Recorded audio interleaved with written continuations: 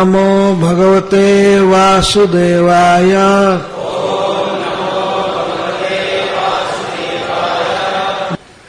वाणी गुणानुकथने श्रवणौ कथायाम्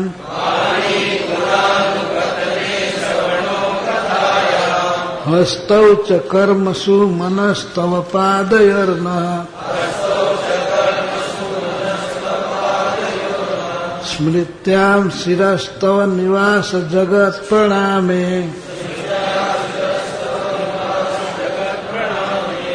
दृष्टि सतां दर्शनेस्तु भवत्तनूनाम्।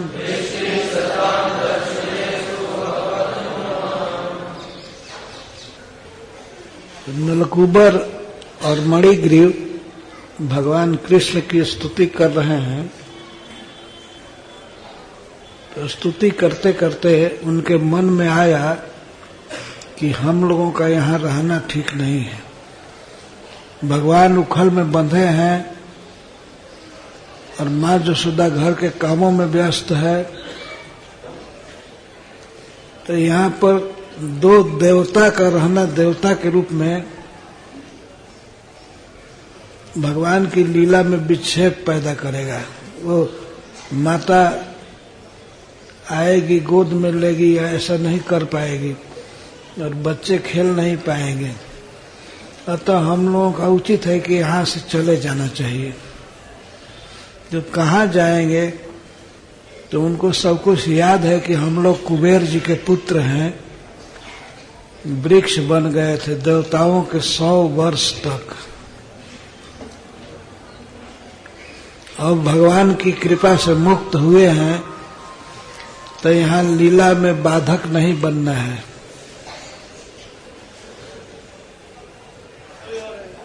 तो अब आज्ञा मांग रहे हैं भगवान से जाने के लिए, घर जाने के लिए।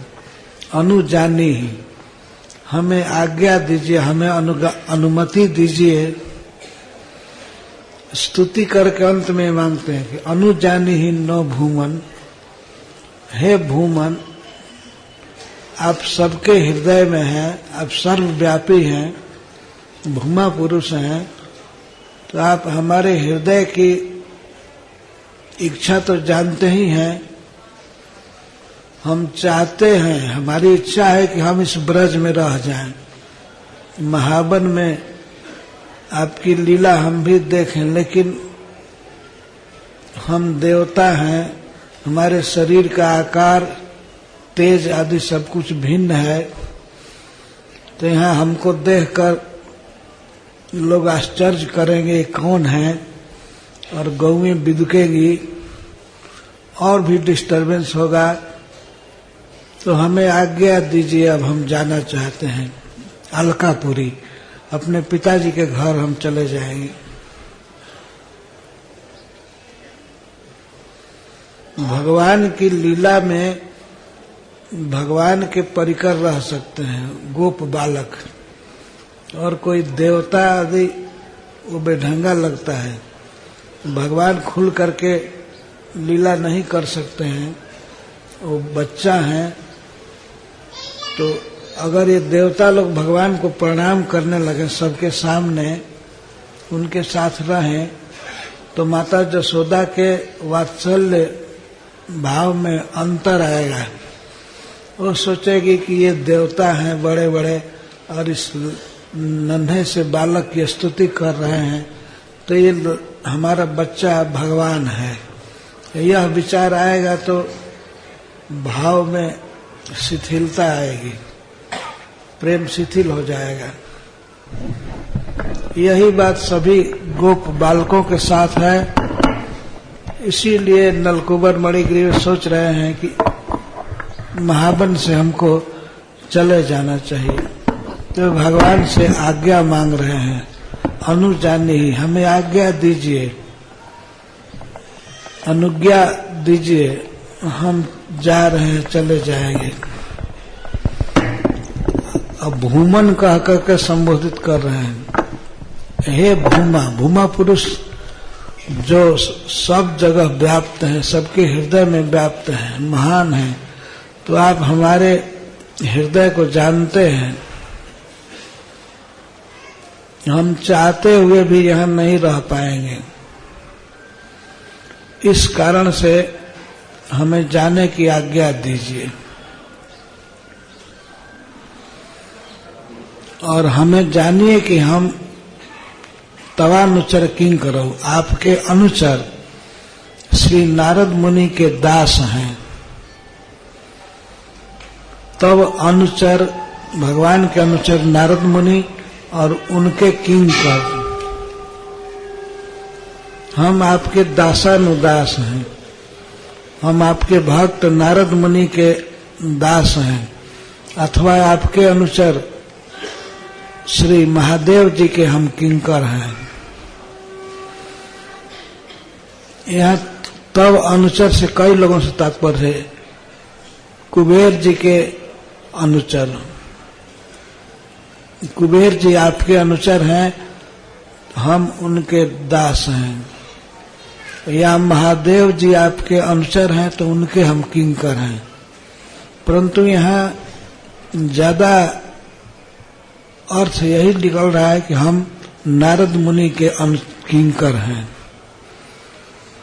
किंकर उसे कहते हैं जो सेवक सदा तत्पर रहे कि स्वामी की क्या सेवा करें, हमेशा प्रस्तुत रहे, कभी भी कोई जरूरत पड़ सकती है तो उसको किंकर कहते हैं। किम कर, क्या करूं, जो आज्ञा लेने के लिए हमेशा प्रस्तुत रहता है। और स्वामी को आज्ञा देनी नहीं पड़ती है, बुला करके या फोन करके वो सेवक प्रस्तुत रहता है इसी भाव से कि किम कर, मैं क्या करूं, खड़ा रहता है तो उसको किंकर कहते हैं, दास। तो भगवान के अनुचर श्री नारद मुनि और उनका मैं किंकर हूं। किंकर दोनों भाई, हम किंकर हैं, किंकरौ, तवानुचर किंकरौ। हमें आज्ञा दीजिए, हम अलकापुरी जा रहे हैं।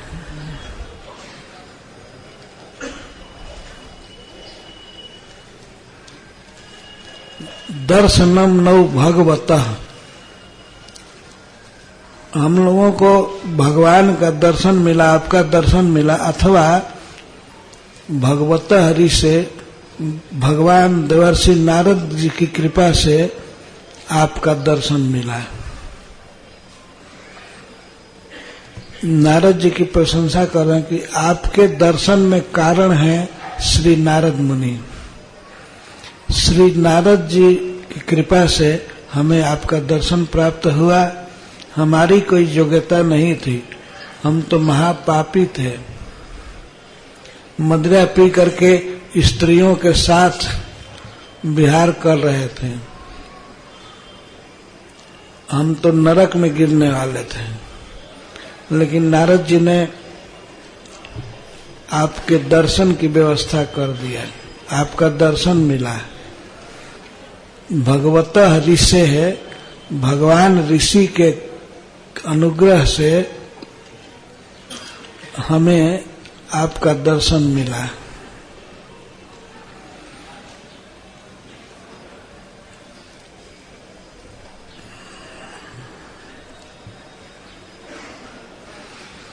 तो हम जा रहे हैं अपने घर, अपने गांव, लेकिन हे प्रभु, हम आपसे एक प्रार्थना करते हैं। हमको बहुत डर है, भय है कि हम अलकापुरी में जाएंगे तो फिर विषय भोग में पड़ जाएंगे।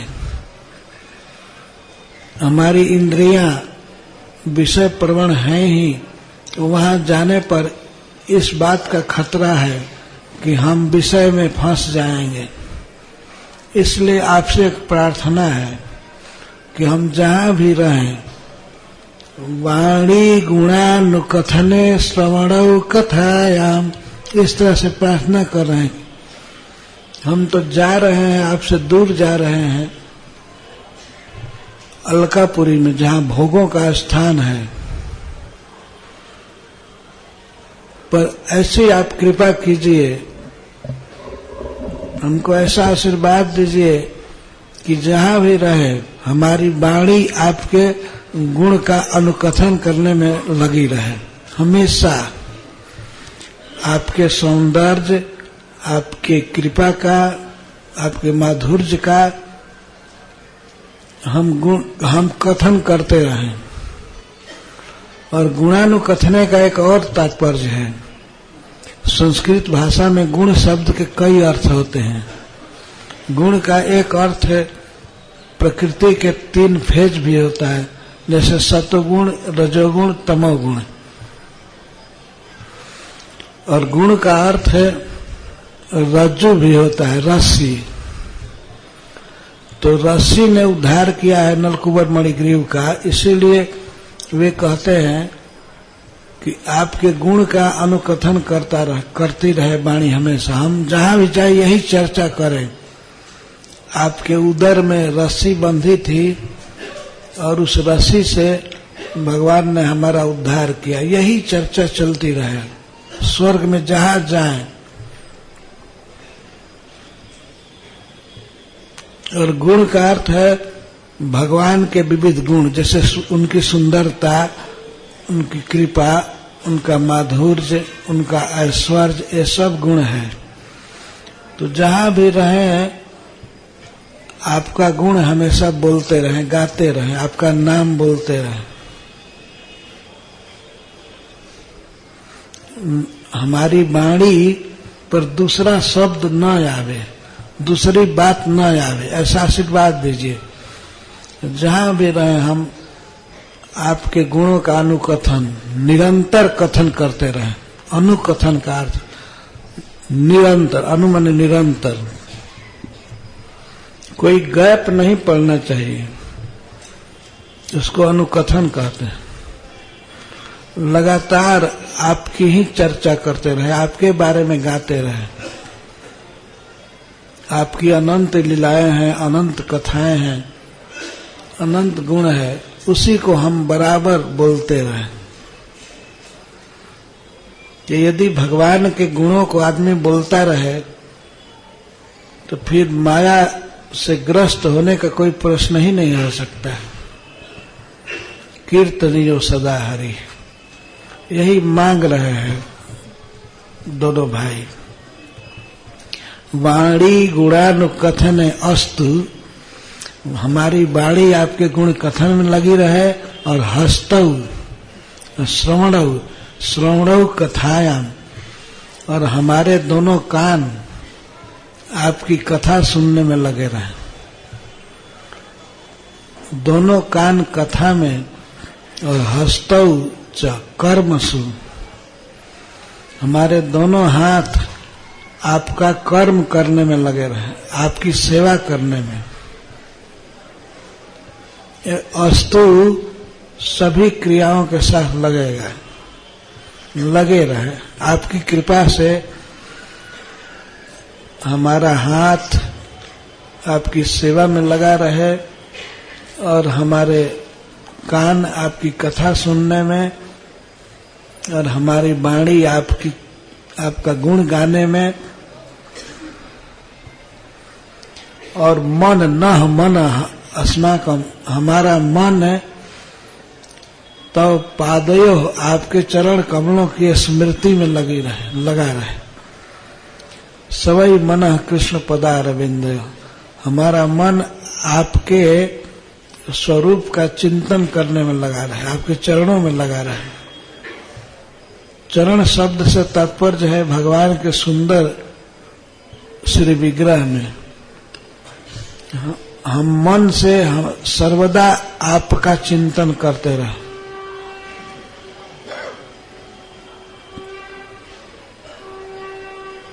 वाणी गुणानुकथने श्रवणौ कथायाम,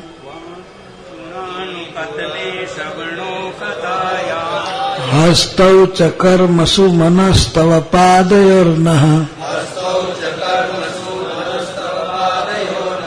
स्मृत्यां शिरस्तव निवास जगत् प्रणामे, दृष्टि सतां दर्शनेस्तु भवत्तनूनां,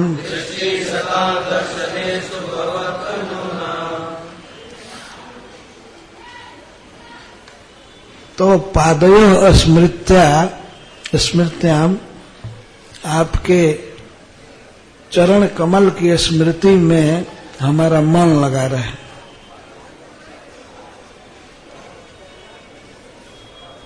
और सिरः हमारा सिर हमेशा आपको प्रणाम करने में झुका रहे। आप कैसे हैं? सर्व जगत निवास। आप समस्त जगत में, सभी वस्तुओं में, सब जगह रहते हैं। इसका अर्थ है कि हम किसी भी वस्तु को देखें, किसी जीव को देखें, किसी वस्तु को, तो हमारा मस्तक उसके आगे झुकता रहे, इस भाव से कि आप संसार की प्रत्येक वस्तु में हैं, सभी जीवों में हैं। अतः हमारा सिर झुका रहे, कभी उदंड न हो, कभी प्रमाद न करे, हमारा सिर झुका रहे प्रणाम करने में। यदि मान लीजिए भगवान पूछे कि हम वहां कहाँ रहेंगे, तो ये कहते हैं कि आप सब जगह हैं, सभी वस्तुओं में हैं, इसीलिए हम सबको प्रणाम करते रहें। ये अर्थ है, जिसको देखे उसमें आपको देख करके हम आपको प्रणाम करते रहें, हमारा सिर हमेशा प्रणाम में तत्पर रहे।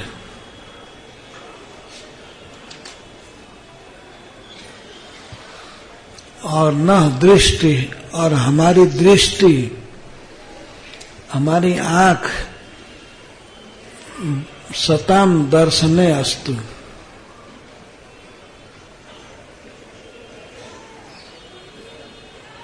दृष्टि आपके भक्तों का दर्शन करती रहे, वैष्णवों का दर्शन करते रहे। वैष्णव भवत तनूना, वो आपके ही शरीर हैं, आप में और आपके भक्त में कोई भेद नहीं है।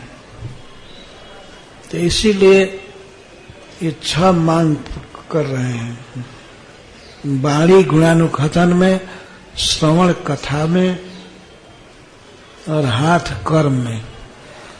इस पर भगवान ने बहुत जोर दिया है भगवत गीता में। मेरे लिए कर्म करो, भगवान ने कर्म शक्ति दिया है, तो अन्य वासना, अन्य कामना छोड़कर भगवान के लिए काम करना। तो नलकुबर मणिगिरी मांग रहे हैं कि हम अलकापुरी में भी आपका काम करें। कई तरह से कर्म होता है, कर्म करके और कर्म को अर्पित करना भगवान के सुख के लिए, ये तदर्थ कर्म कहा जाता है, मदर्थ कर्म। भगवान ने कहा है मेरे लिए कर्म करो, लेकिन कुछ कर्म होता है जो खास नहीं, भगवान का ही काम करना है। मत कर्म क्रीड मत परमो मत भक्त संग वर्जिता, एकादश अध्याय में भगवान विराट रूप के बाद चतुर्भुज रूप दिखाए, इसके बाद मानुषम रूपम सौम्य अपना रूप दिखाए। भगवान वहां पर उपदेश कर रहे हैं कि मत कर्म कृत, जो मेरे लिए ही कर्म करता है, मेरा कर्म करता है, मत परमो, और मुझे ही सबसे श्रेष्ठ से जानता है, मेरे आश्रय में रहता है, मद भक्त, मेरा भक्त है, और संग वर्जिता, सब प्रकार की आसक्ति से शून्य है, निर्मम है, निरहंकार है, किसी वस्तु या व्यक्ति में उसकी आसक्ति नहीं है, ममता नहीं है, और शरीर में अहम बुद्धि नहीं है। तो ऐसा भक्त मुझे प्राप्त करता है। तो मत कर्म कृत, भगवान के लिए ही काम करना है।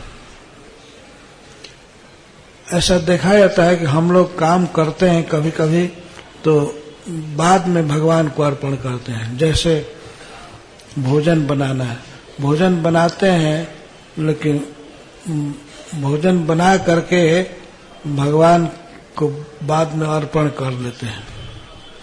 वो भी भक्ति है, ठीक है, लेकिन भगवान के लिए ही पकाना है, अपने लिए नहीं। भगवान के लिए ही काम करना है।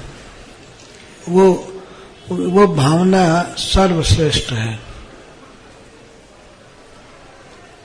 कर्म अर्पित कर देना भगवान को अलग बात है, और भगवान के लिए ही काम करना एक अलग बात है।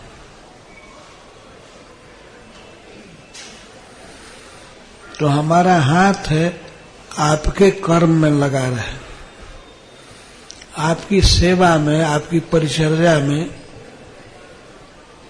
सेवा जैसे पंखा डुलाना भगवान के लिए, आरती करना, श्रृंगार करना, और परिचर्या जैसे मंदिर मार्जन करना या भगवान के फुलवारी को सींचना आदि, ये परिचर्या है।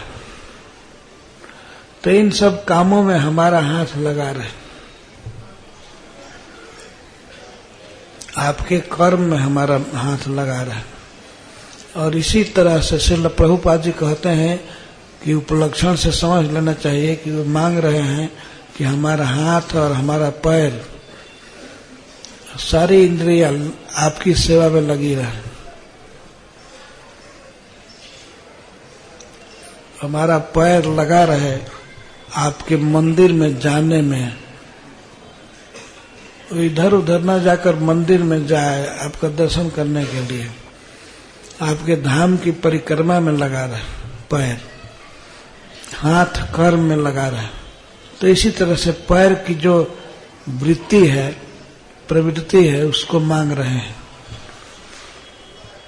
जब इस तरह से इंद्रियां हमारी लगी रहेंगी आप में, तो फिर अलकापुरी हमारा कुछ नुकसान नहीं कर पाएगी। यही प्रार्थना सभी भक्तों को करनी चाहिए कि हे प्रभु, अपने कर्मानुसार जहाँ रहना है वो तो रहना ही है, लेकिन वाणी आपका कीर्तन करने में लगी रहे, मन स्मरण करने में, हाथ सेवा में, कान कथा में। तो इस तरह से जब स्थिति होगी तब कोई बात नहीं, तो ठीक है। कहीं भी रहें, किसी भी स्थान में, तो हम भगवान में ही रहेंगे। सर्वथा वर्तमानोपि सब भक्तों मयि वर्तते। भगवान ने कहा है कि इस संसार में किसी भी स्थिति में कोई है, लेकिन अगर उसका मन मुझ में लगा है तो मुझ में ही है।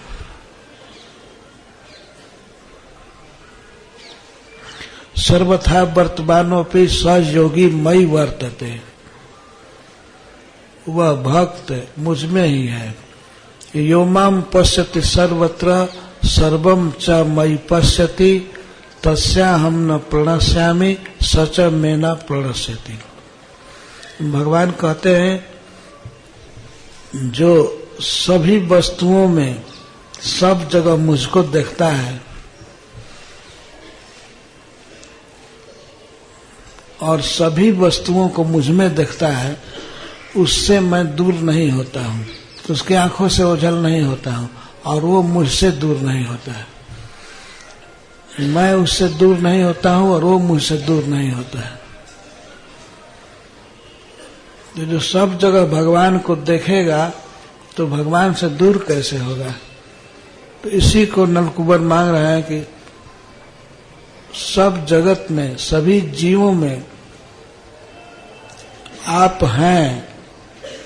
तो किसी वस्तु को हम देखें, व्यक्ति को देखें, तो तुरंत स्मरण हो कि कृष्ण इस रूप में हैं, तो वहां हमारा मस्तक झुका रहे, प्रणाम करने में लगा रहे। कभी हमारे जीवन में अपराध न होने पावे। अपराध कब होता है? जब हम अपने में बड़प्पन की भावना करते हैं। और अपने में बड़प्पन की भावना क्यों करते हैं? हम भगवान को देख नहीं पाते हैं सब जगह। एकादश स्कंध में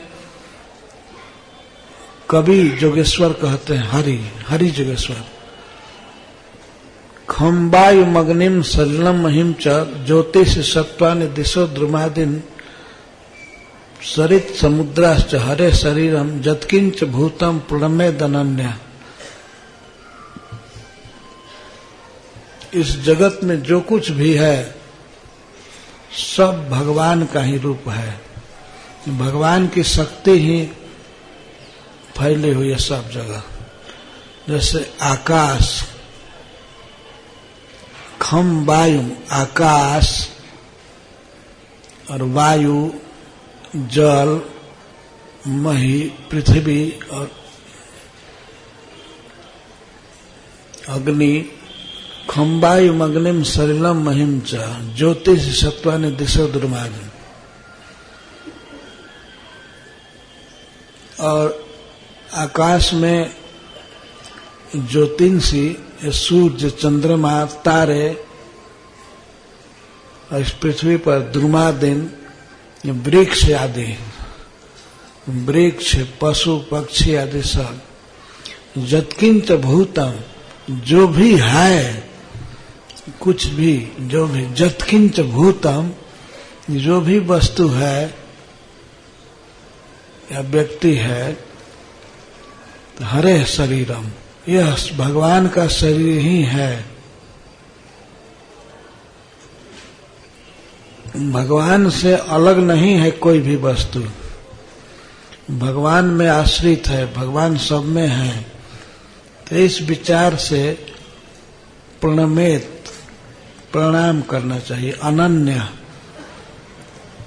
यह सोच करके कृष्ण ही इस जगत के कण कण में व्याप्त हैं, सभी वस्तुओं के रूप में हैं, सबके भीतर हैं, परमात्मा रूप से सबके हृदय में हैं।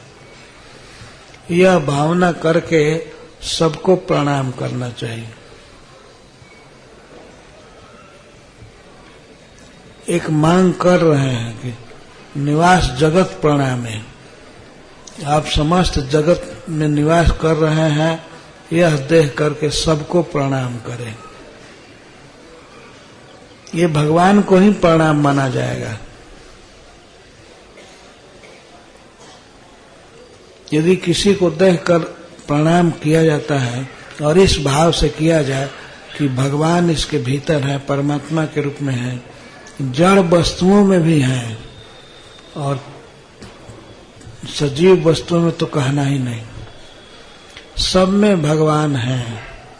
सब भगवान नहीं है, लेकिन सब में भगवान है। इस तरह से प्रणाम करने की आदत होनी चाहिए। इस प्रकार से प्रणाम करना भक्ति की बहुत उच्च स्थिति है। प्रहलाद महाराज ने इसको कहा है, एतावा नेव लोकेस्मिन् पुंसः स्वार्थः परः स्मृतः एकांत भक्ति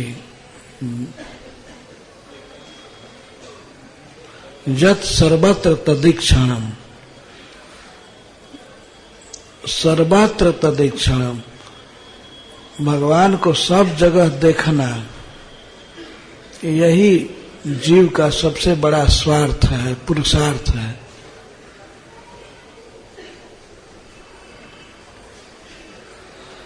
और जब हम भगवान को सब जगह देखेंगे तो सबका सम्मान करेंगे, किसी का तिरस्कार नहीं करेंगे, किसी का अपमान नहीं करेंगे। जब अपने प्रभु ही सब जगह हैं तो हम किससे बैर करेंगे, किसकी निंदा करेंगे। निज प्रभुमय देखहि जगत कैसन करहि विरोध। अपने ही श्री कृष्ण सब जगह हैं, सभी वस्तुओं में और व्यक्तियों में है, तो किसी से विरोध कैसे करेंगे? अगर विरोध करते हैं तो हम कृष्ण से विरोध कर रहे हैं। किसी से घृणा नहीं करेंगे, सबसे प्रेम करेंगे। तो इस भावना के साथ, इस विचार के साथ हमें विदा कीजिए। हम जाएंगे, लेकिन हमारी इंद्रियां आप में अनुरक्त रहें। अगर इंद्रियां भगवान में लगी हैं तब कहीं भी जाएं क्या हानि है? जो वहां जाना चाहते हैं अलकापुरी में, अब वहां पर ये सब बातें सुनाएंगे, प्रीच करेंगे। किस तरह भगवान ने माखन चोरी किया, इसके कारण उन्हें माता यशोदा उखल में बांध दी, और उस उखल के द्वारा दामोदर जी हमारा उद्धार किए। ये सब मधुर लीलाएं जा करके वे कहेंगे, अलकापुरी में क्लास लेंगे। तो बहुत सुंदर अवसर होगा। किसी व्यक्ति को कोई जरूरी नहीं है कि वो वृंदावन में ही रह जाए, उसे जाना चाहिए अपने गांव में, अपने देश में, अपने जगह पर, और वहां पर कृष्ण भावना का इस तरह से प्रचार करना चाहिए। जैसे नलकुबर और मणिग्रीव अपने पिता की राजधानी में गए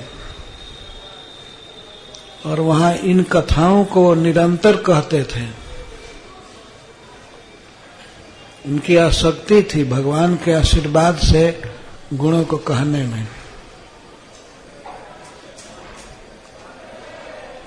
तो ये 6 इंद्रियां, ये 6 अंग जो प्रार्थना कर रहे हैं, ये लगी रहे भगवान में, तो यही है कृष्ण भावनामृत। ये दिव्य स्थिति है। फिर उस भक्त का सब जगह मंगल ही मंगल है।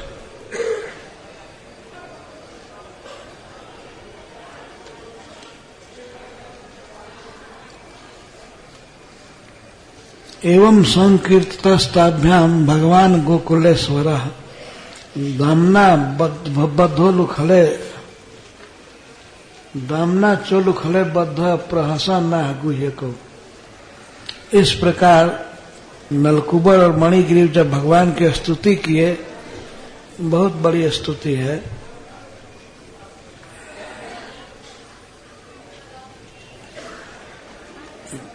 तो भगवान उखल में बंधे बंधे ही हंसने लगे, मुस्कुराने लगे और उनसे ये बात बोले, प्रहसन ना गुह्य को। उन यक्षों से, देवताओं से भगवान दामोदर हंसते हुए बोले। भगवान क्यों हंस रहे हैं? प्रहसन, हंसी इसलिए आ रही है कि जनरल नियम यह है कि मैं मुक्त रहता हूं और बद्ध जीव मेरी स्तुति करते हैं, प्रार्थना करते हैं मुक्त होने के लिए। और यहाँ ठीक उल्टा हो गया है, मैं बद्ध हूं और मुक्त जीव मेरी स्तुति कर रहे हैं। इसीलिए भगवान को हंसी आ रही है कि हम, ये विचित्र लीला है भगवान की। ये समय समय की बात है, उल्टा समय आ गया है। मैं बंधन में हूं और मुक्त जीव मेरी स्तुति कर रहे हैं, उनसे प्रार्थना कर रहे हैं। इसीलिए भगवान को हंसी आ रही है। अपनी ही लीला पर प्रहसन आह, वो हंसते हुए बोले। छोटे से बच्चा बाल कृष्ण बोल रहे हैं हंसते हुए, ज्ञातम मम पुरैवे तद। ये सब बातें मुझको पहले से ही मालूम है। पहले से मतलब कम से कम देवताओं के 100 वर्ष के पहले ये सब मालूम है। मुझे सब मालूम है कि तुम दोनों को नारद जी ने शाप दिया, तुमको श्रीमद से अंधा देह करके उन्होंने तुम्हारा ऐश्वर्य भ्रष्ट किया। मुझको सब पहले से मालूम है। तो इसका अर्थ यह है कि भगवान ये कह रहे हैं कि नारद जी ने जो कुछ किया है वो सब मैं ही किया हूँ। यह मालूम सब कुछ है तो बीच में रोक नहीं पाए, कुछ कर नहीं पाए, तो मेरा अनुमोदन है, मैं ही किया हूँ। ज्ञातम मम पुरई वेतद, पूरा एवं एतद ज्ञातम मम, मुझको ये सब मालूम था, ज्ञात है। अरे 2-3 बरस का बच्चा बोल रहा है कि सैकड़ों बरस पहले की बात सब मुझको ज्ञात है। भगवान बहुत सुंदर लगते होंगे उस समय जब छोटे से बालक के रूप में बोल रहे हैं, वो तोतली बोली में बोलते होंगे। मुझको तब मालूम है, पहले से सब मालूम है कि ज्ञातम मम पुरैवे तक, और हंसते हुए बोल रहे हैं। बंधन में है इसका खेद नहीं है, आनंद में है। ज्ञातम मम पुरैवे तद, ये ऋषिणा करुणात्मना, मुझको पहले से ही मालूम है कि ऋषि का विशेषण दे रहे हैं करुणात्मना, जिनके हृदय में करुणा बसी हुई है। नारद जी करुणात्मा।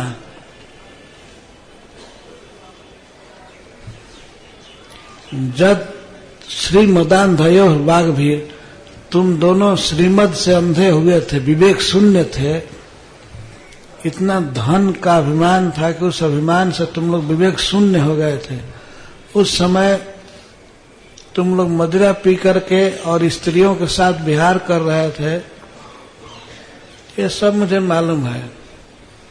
तो वाग भी नारद जी ने अपने वचनों से विभ्रंशो अनुग्रह करता, उन्होंने विभ्रंश किया। का अर्थ है विगत, और भ्रंश माने अधःपात।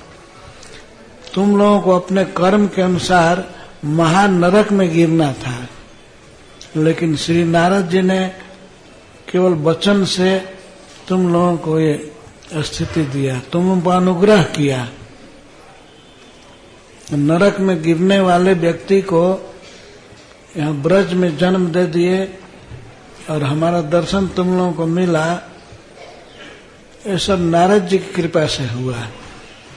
भगवान खुलकर प्रशंसा कर रहे हैं, ये नहीं कह रहे कि हमारी कृपा से सब हुआ, हमारे भक्त की कृपा से सब हुआ। नारद जी की कृपा से तुम लोगों ने मेरा दर्शन प्राप्त किया। यह है नारद जी की क्रियाओं का अनुमोदन, भगवान अनुमोदन कर रहे हैं। बहुत उन्होंने कृपा किया, करुणा किया। महाघोर नरक में गिरना था, महातीर्थ में कैलाश में शराब पी रहे थे लोग और स्त्रियों के साथ विहार कर रहे थे। कैलाश में, गंगा जी में, तो नरक में तो गिरना ही था, लेकिन नारद जी की दृष्टि पड़ गई। वे तो करुणा के स्वरूप है, दया के स्वरूप है। करुणा का अर्थ होता है किसी के संकट को देखकर दया आ जाना, उसके संकट को दूर करने की चेष्टा करना, सोचना, इसको करुणा कहते हैं। तो नारद जी के हृदय में करुणा बसी हुई है। आत्मा मन मन, उनके मन में केवल करुणा छाई रहती है। और तुम लोगों की दशा देख करके कि इस तरह से अज्ञान में फंसे हुए हो और अज्ञान में फंसे हुए हो और घोर नरक में गिरोगे, पर उन्होंने कृपा करके घोर नरक से बचा लिया। उन्होंने अनुग्रह किया।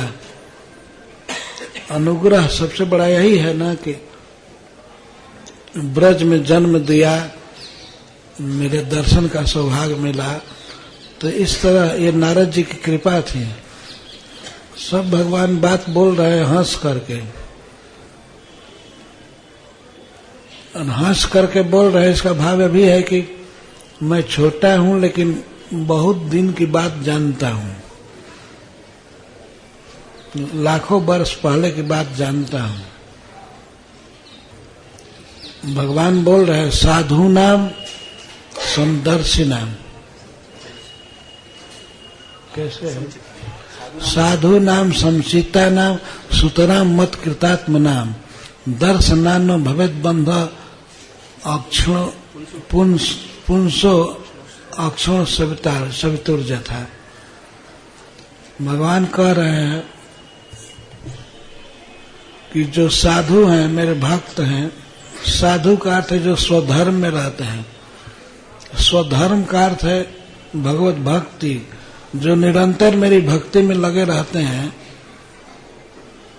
और समचित्ता नाम, जो समचित्त हैं, समदर्शी हैं, निरंतर उनका चित्त मुझ में लगा रहता है। सुतरा मत कृतात्म नाम, मत कृत आत्म नाम, जिनका मन हमेशा मुझ में लगा रहता है। उन भक्तों के दर्शन से किसी व्यक्ति में अज्ञान नहीं रह सकता है। जैसे सूर्य के उगने पर सूर्य के सामने आंखों का बंधन खत्म हो जाता है, आंखों पर बंधन नहीं रहता है। आंख का बंधन क्या है? अंधकार। जब आंख देख नहीं पावे तो उसे आंख का बंधन कह रहे हैं भगवान। जीव पर एक बंधन है, वो अपने को, भगवान को, किसी वस्तु को ठीक से नहीं जानता है तो उस पर अज्ञान का बंधन है। तो जैसे सूर्य के सामने आंख का बंधन नहीं रहता है, देखने की शक्ति आ जाती है, अंधकार मिट जाता है, वैसे ही मेरे भक्त के दर्शन मात्र से ज्ञान प्रकाशित हो जाता है। उसी तरह से जैसे सूर्य के उगने पर सब कुछ दिखाई देने लगता है, ऐसे ही भक्त के दर्शन से ज्ञान हो जाता है, मैं समझ में आने लगता हूँ और जीवन में सारे सद्गुण विकसित होते हैं। तो यह श्री नारद मुनि की विशेषता है कि उन्होंने कृपा करके तुम लोगों का ज्ञान दूर किया, अविवेक दूर किया और मुझसे मिलने का सुयोग दिया। भगवान का ऐसा स्वभाव है, वे भक्त की प्रशंसा हमेशा करते हैं। भक्त कहते हैं कि हम क्या किए हैं, सब आपकी कृपा है, लेकिन भगवान उसी काम के लिए उन्हीं की प्रशंसा करते हैं कि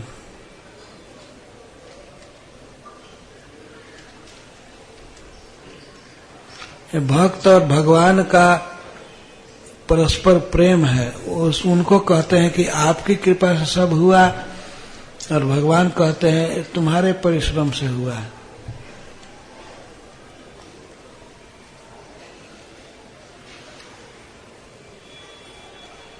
तो साफ बोल रहे हैं कि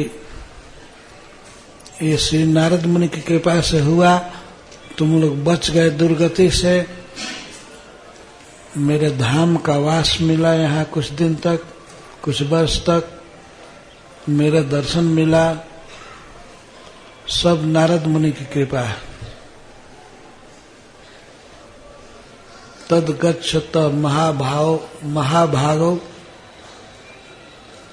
कच्छतम महाभागो नलकूबर साधनम। इसलिए हे महाभाग्यशाली दोनों भाई, हे नलकूबर तुम जाओ, ठीक है। एक व्यक्ति का नाम ले रहे हैं भगवान, नलकूबर, मणिग्रीव को नहीं कह रहे हैं। तो प्रधान व्यक्ति का नाम रख दिए तो उससे बोध हो गया समुदाय का। दोनों को कह रहे हैं महाभागो, हे महाभाग्यशाली दोनों भाइयों, हे नलकूबर तुम जाओ अपने घर, साधनम, अपने घर जाओ, तुम लोग कृतार्थ हो गए, धन्य हो गए। श्री भगवान के लिए सुखदेव गोस्वामी कह रहे हैं, इसके पहले श्लोक में कहा गया है कि भगवान गोकुलेश्वरा, गोकुलेश्वर भगवान हंसते हुए बोले, वो उखल में बंधे हुए थे। गोकुलेश्वर, गोकुल के ईश्वर। गोकुल से तात्पर्य है संपूर्ण ब्रजमंडल, सारे ब्रज के ईश्वर श्री भगवान हैं, ब्रजेश्वर या गोकुलेश्वर। तद गच्छतम महाभाग नलकुबर साधन संजातो मयि भाववाम इप्सितो परमो भव। तुम दोनों में हमारे प्रति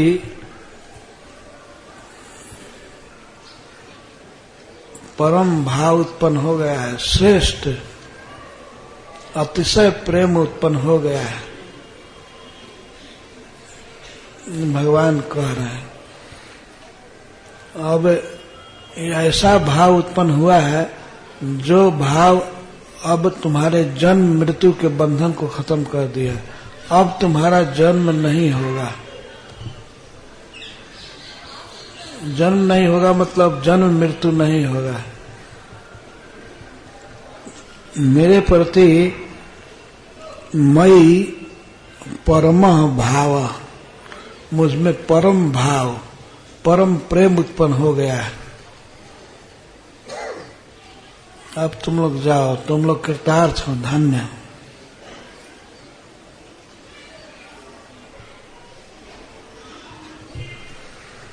तो दोनों भाई भगवान को प्रणाम करने लगे। उखल में बंधे हुए हैं और उखल में बंधे बंधे ही में बातचीत कर रहे थे। दामना चोल खले बद्ध, दामना और च माने प्रेमड़ा, वे ब्रजवासियों के, माँ जसोदा के, नंद महाराज के प्रेम में बंधे हुए थे भगवान। दामना रस्सी से तो बंधे ही थे, रस्सी से बंधे थे और वास्तव में प्रेम से बंधे थे। बंधे बंधे भगवान बोल रहे थे। तो इतुक्तौ तौ परिक्रम्य प्रणम्य च पुनः पुनः, इस तरह से जब भगवान ने उनसे कहा तो वे बार बार परिक्रमा कर रहे थे भगवान की। तो उखल में बंधे हुए भगवान थे तो उखल की भी परिक्रमा कर ही रहे थे। कृष्ण की परिक्रमा कर रहे थे प्लस उखल की परिक्रमा कर रहे थे और बहुत अच्छा बोल रहे थे। भगवान से उन्होंने कहा कि प्रभु हमें कोई अन्य कामना नहीं है। साफ कहने लगे कि हमको कोई चीज की आवश्यकता नहीं है। यत् तातो राज राजो धनम च निधयो, और हमारे पास कोई कमी नहीं है, भौतिक सब कुछ है। हमारे पिताजी राज हैं, राजाओं के राजा हैं, और हमारे पास धन है, वो 9 निधियां ही धन है, कोई कमी नहीं है। जक्ष कन्या रमण्य, और देव कन्याएं हमारी पत्नियां हैं। तो सुंदरी स्त्री आदि की कमी नहीं है।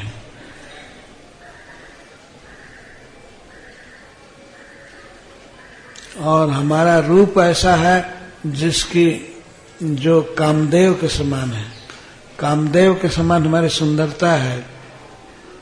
रूपम कामा भी रूपम।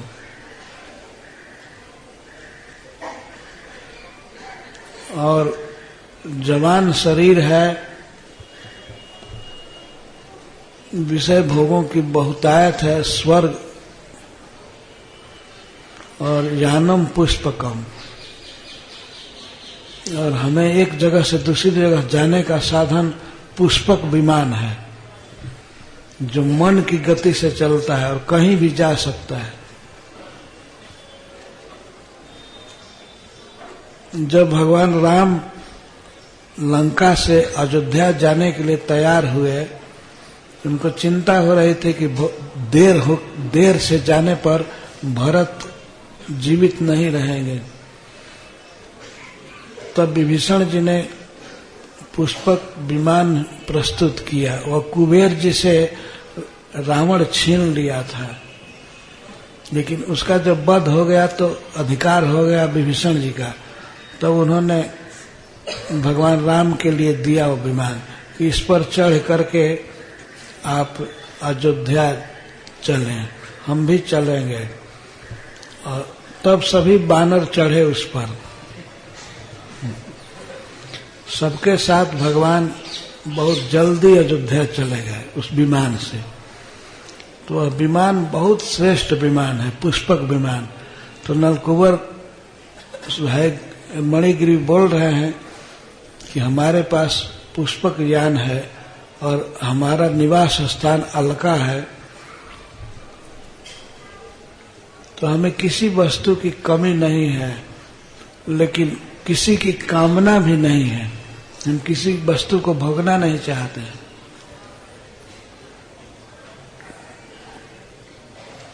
अलकापुरी में निवास है और पुष्पक विमान है, उसमें पेट्रोल नहीं लगता है, कितना भी महंगा हो। वो मन के स्पीड से चलता है, मन से चलाया जाता है। मन जहाँ संकल्प करेगा वही उतरेगा, और जितनी स्पीड चाहिए मन में मनोरथ हो उतना स्पीड से चलता है। और कितने भी व्यक्ति चढ़ सकते हैं, 1000, 2000, लाख, करोड़, वो मन के अनुसार फैलता भी है, एक्सपेंड होता है। तो ऐसा विमान है। और नगर बहुत धनी है, जैसे अमरावती है वैसे अलकापुरी कुबेर जी की राजधानी। तो और किसी चीज की कमी नहीं है हमको। भगवान ने कहा कुछ मांगो, तो नलकुबर मणिगिरी कहते हैं कि ऐसा कुछ हम देखते नहीं जो हमारे लिए प्रार्थनीय हो। हम बस एक ही प्रार्थना आपसे करते हैं कि आपके इस सुंदर कृष्ण नाम की विस्मृति कभी न हो, हमेशा आपका नाम हमारी जिह्वा पर रहे, हमें स्मरण होता रहे, आपका सुंदर रूप हमारे मन में उदित रहे और आपका नाम जिह्वा पर रहे। बस यही प्रार्थना है, कभी भी विस्मरण न हो कृष्ण नाम का।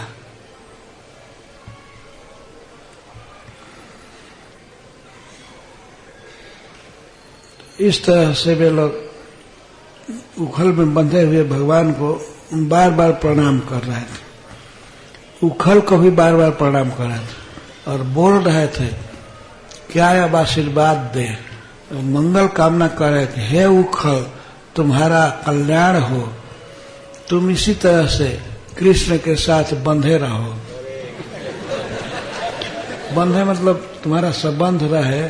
उखल नहीं उद्धार किया है ना, हम कौन सा काम करके, कौन उपकार करके तुम्हारे ऋण से मुक्त होंगे। हम तुम्हारे इस उपकार को कभी भूल नहीं पाएंगे। तुम कुशल से रहो। उखल को प्रणाम कर रहे थे और ऋषि को प्रणाम कर रहे थे। परिक्रमा सबकी कर ही रहे थे। परिक्रमा करके सब बार प्रणाम किए। सुखदेव गोस्वामी कहते हैं प्रणाम में च पुनः पुनः, बार बार प्रणाम कर रहे थे। प्रणाम करने में संतोष नहीं हो रहा था। उखल को, ऋषि को, जैसे ऋषि को वैष्णव लोग, भक्त लोग प्रणाम करते हैं, नमस्तेस्तु धाम दामने, आपके इस ऋषि को प्रणाम है। स्फुरत दीप्ति धाम ने, जिसमें से स्फुरित हो रही है दीप्ति, बहुत प्रकाश निकल रहा है उस राशि से। तो दी उदरायाथ विश्व से धाम ने, आपके उदर को प्रणाम है जिसमें सारा विश्व निवास करता है। उदर ने भी उद्धार किया है ना। भगवान जब रस्सी खींच रहे थे तो पेट से ही जोर लगा रहे थे, उदर से, इसलिए उदर को प्रणाम कर रहे हैं। जिससे जिसका काम होता है, स्वार्थ सकता है, उसी से वह प्रेम करता है। तो नलकूबर मणिग्रीव भगवान के पेट को प्रणाम कर रहे हैं, आपके उदर को प्रणाम है। ऐसा प्रणाम केवल कुंती महारानी ने किया है। नमः पंकज नाभाय, आपके नाभि में पंकज है, आपको प्रणाम है। तो कुंती इसलिए प्रणाम करे थे कि भगवान भतीजा हैं, तो संकोच में पड़ जाते कि बुआ हमको क्यों प्रणाम करे, इसीलिए नाभि से प्रणाम करने लगे। नमः पंकज नाभाय, नमः पंकज मालिने, नमः पंकज नेत्राय, नमस्ते पंकजांघ्रे। अंत में चरण को प्रणाम कर रहे। तो नलकूबर भी इसी तरह से कर रहे हैं। नमस्तेस्तु दामने स्फुरत दीप्ति धामने त्वदीयोदराय, त्वदीय उदर, आपके उदर को प्रणाम। त्वदीयोदरायाथ विश्व से धामने, आपका उदर विश्व का धाम है। नमो राधिकायै त्वदीय प्रियायै, आपकी प्रिया श्रीमती राधा रानी को प्रणाम है। ये दामोदराष्टक में है। नमो अनंत लीलाय देवाय तुभ्यम, अनंत लीला करने वाले आपको प्रणाम है, प्रणाम है। हे देव, हे सबके परम पूज्य, आपको नमस्कार है, नमस्कार।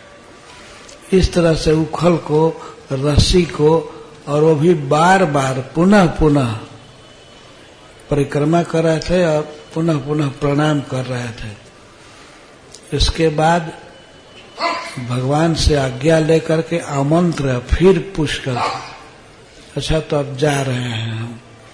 भगवान से आज्ञा लेकर के जगमतु दिशमुत्तरा, उत्तर दिशा की ओर चल दिए। यहाँ से हिमालय उत्तर है ना, अलकापुरी उत्तर है। और ये भी भाव हो रहा था कि उत्तर में सभी महात्मा रहते हैं, वैष्णव रहते हैं। यहाँ से उत्तर में ही बद्रिकाश्रम है जहाँ नारद जी रहते हैं। नारद जी वैसे घूमते रहते हैं, लेकिन फिर भी सबसे ज्यादा वहीं रहते हैं, बद्रिकाश्रम। तो उन्होंने सोचा कि यहाँ से चल करके पहले श्री नारद मुनि से कृतज्ञता ज्ञापन करेंगे और उनको भी प्रणाम करके, भगवान शिव को प्रणाम करके तब हम जाएंगे। वो कैलाश भी उधर ही है, या केदारनाथ जाएंगे, भगवान का दर्शन करेंगे शिव जी का, तो चले जाएंगे। इस तरह से उत्तर दिशा की ओर चले गए। बारंबार परिक्रमा करके, बारंबार प्रणाम करके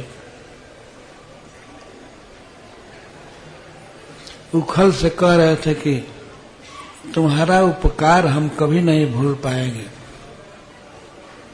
अगर भगवान के उदर में उखल नहीं बंधा होता तो ये दोनों वृक्ष तो अब तक खड़े ही रह जाते। तो उखल अटक करके और उनको उखाड़ दिया। इस तरह से नलकूबर और मणिग्रीव को भगवान दामोदर ने मुक्त किया। उनको परम भाव की प्राप्ति हुई।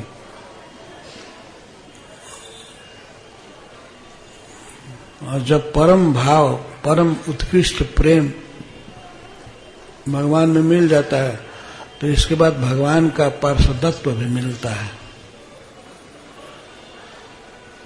उनके ब्रज लीला में प्रवेश भी मिलता है, जहाँ वो नित्य विहार करते रहते हैं। इस तरह नलकूबर मणिग्रीव को यह सौभाग्य मिला। हरे कृष्ण। जय जय श्रील प्रभुपाद।